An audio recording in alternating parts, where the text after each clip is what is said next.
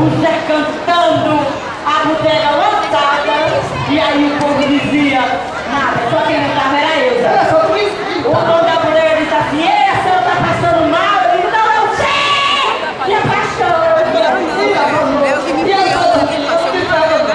Não vi ninguém gritando, era só eu, Zé. Mas quem tava gritando é porque tava de boca cheia.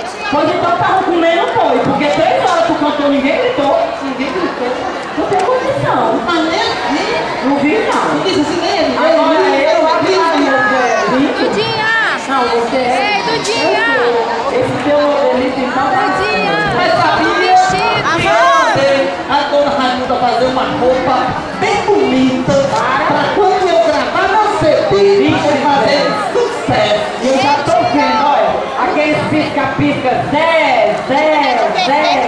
Tu vai ver. Eu vou ver. Eu vou fazer uma... Já passei fazer roupa bem bonita. Olha, eu vou no palco e Antes de deixar, tá arrumando melhorzinho. Ei, Eu já engraxei o sapato, Zé.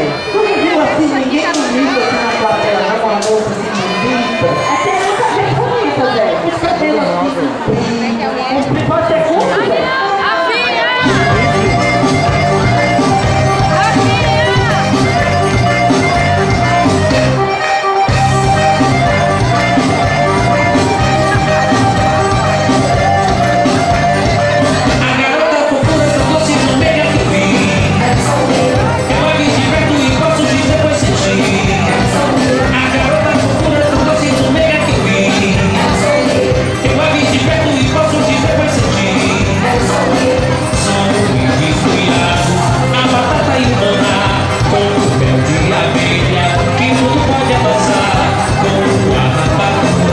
Pensa lá no